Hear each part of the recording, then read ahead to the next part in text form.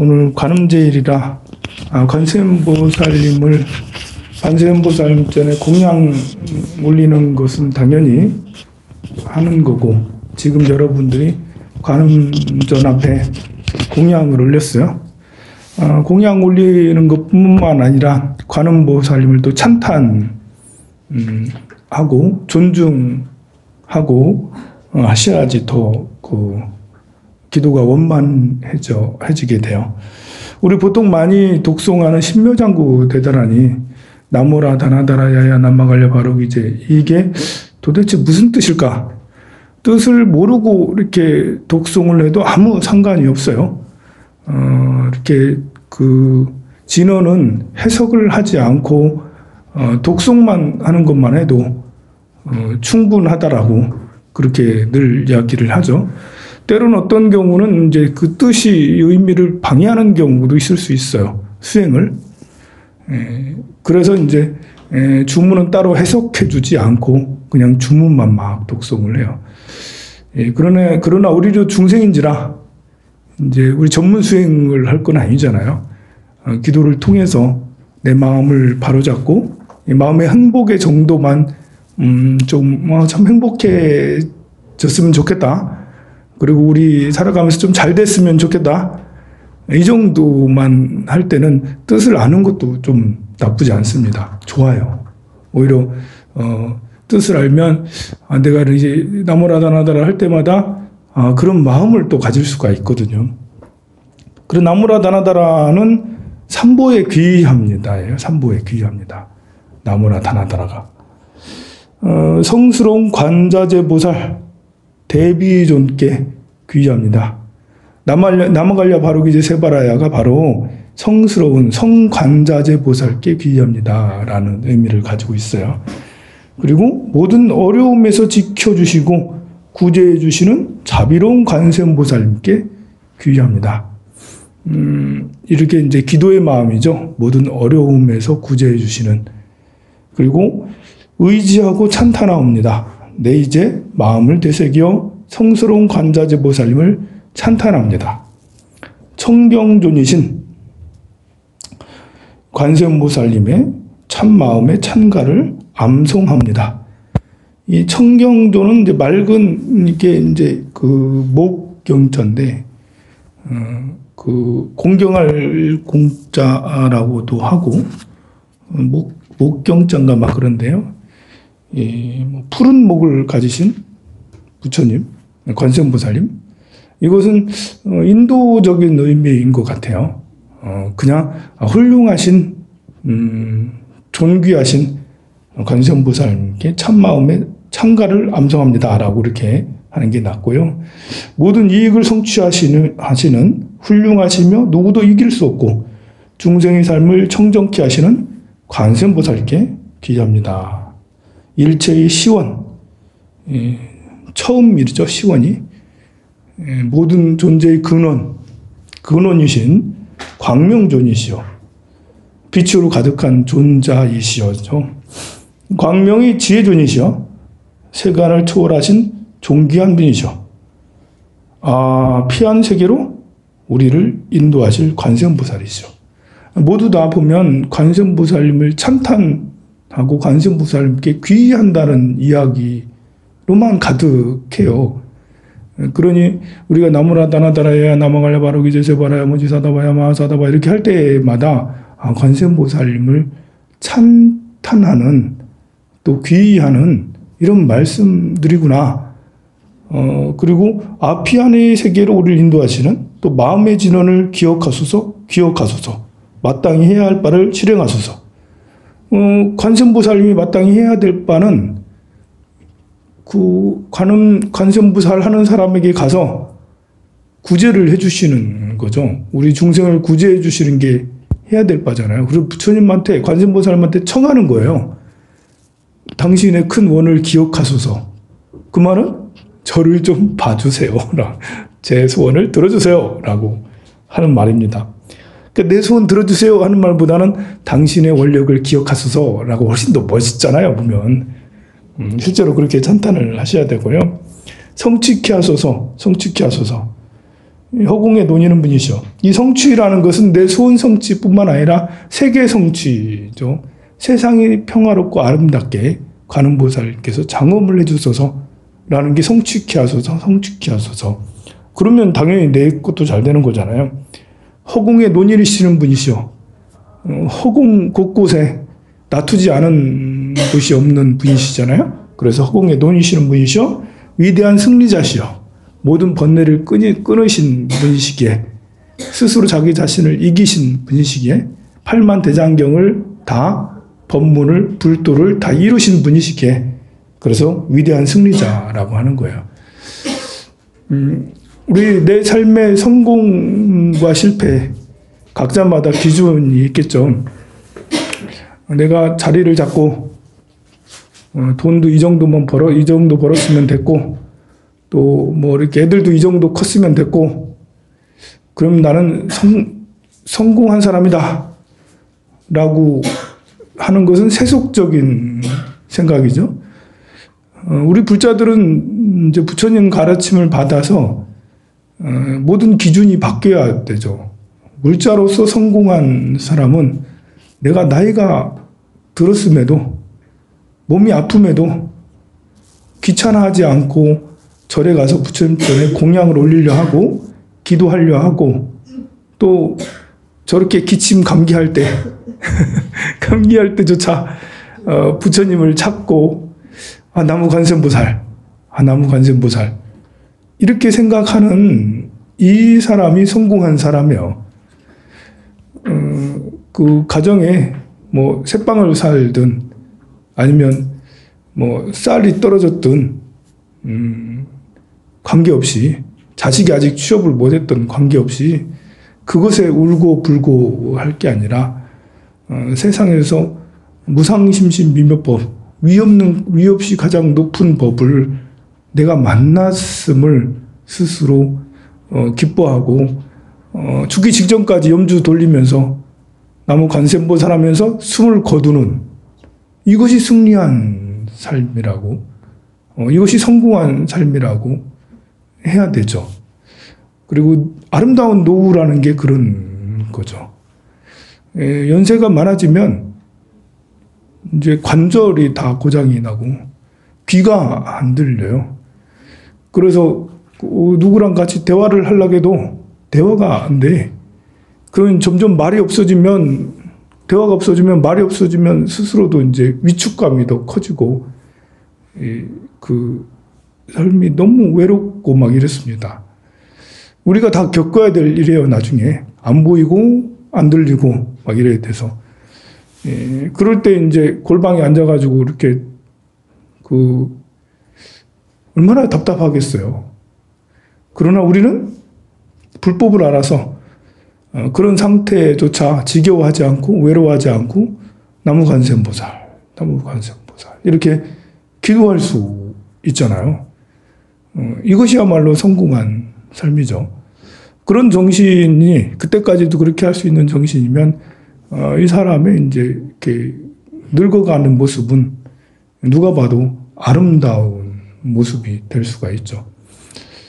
또 일찌감치 법문도 가까이 들어서 겸손함도 갖추고 있고 교양도 갖추고 있다면, 그러면 이제 아들, 딸들한테도 피해를 덜 주고 이렇게 참 존경받는 어르신이 될 수가 있어요.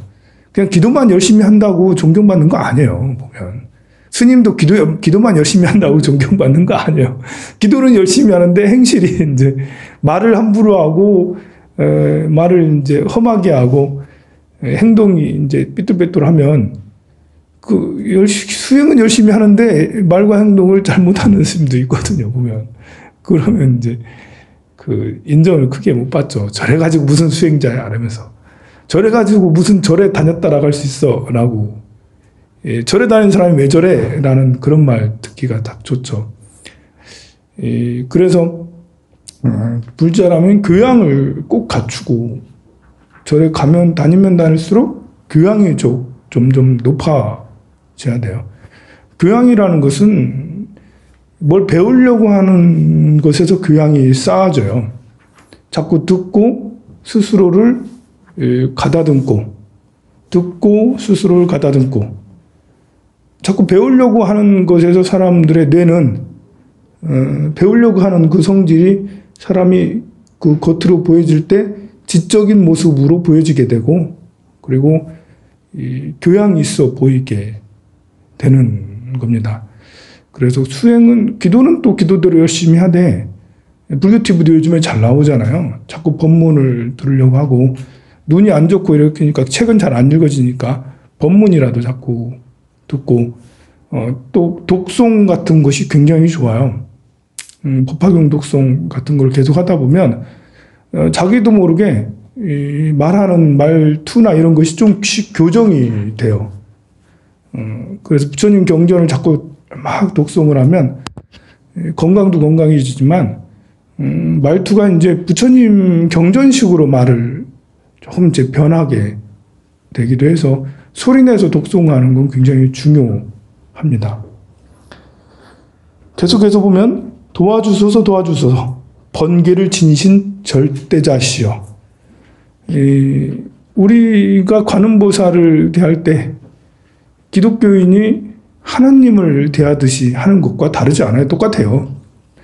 기독교주의적인 그런 이제 절대 신을 가드라 하죠. 여호와 야훼를 신봉하는 방법과 대승불교에서 부처님을 신봉하는 방법은 같아요. 교회에서 하나님이 더 중요해, 엄마가 더 중요해 라고 했을 때 그들은 서슴지 않고 하나님이 더 중요해 라고 얘기를 하죠. 사실 대승불교도 부처님이 더 중요해 라고 하는 게 답이에요. 그런데 이제 다르죠. 그 속사정이 다르죠. 그들은 정말 하나님이 더 중요할 수 있는데 우리는 부처님하고 부모님하고는 비교 대상이 아닌 거예요. 이게 누구와 누구보다 더 중요해가 아닌 거예요.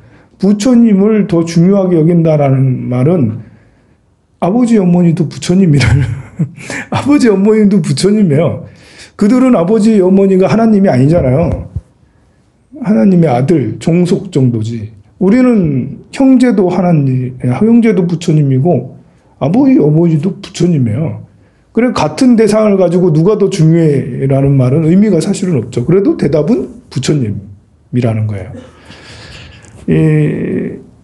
절대자시여. 우리 아버지 어머니는 절대자는 아니지만 절대자가 될 뿐이에요. 또 본성은 절대자예요.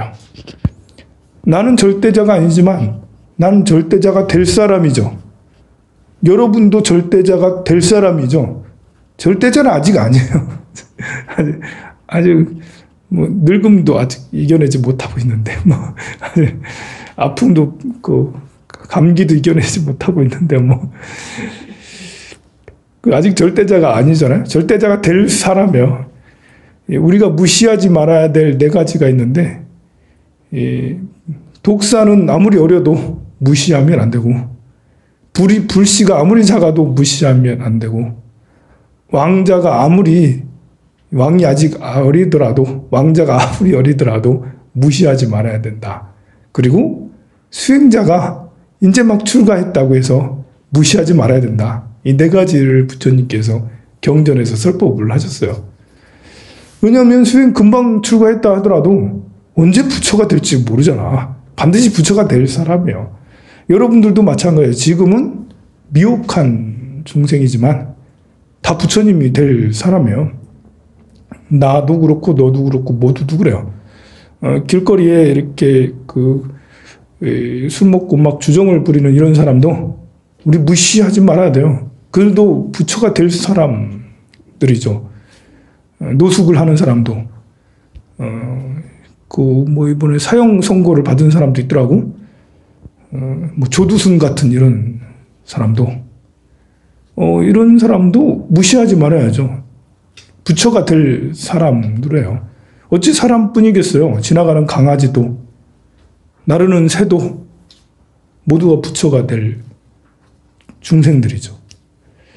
그들은 모두 절대자예요. 세상에 절대자 아닌 존재는 없습니다.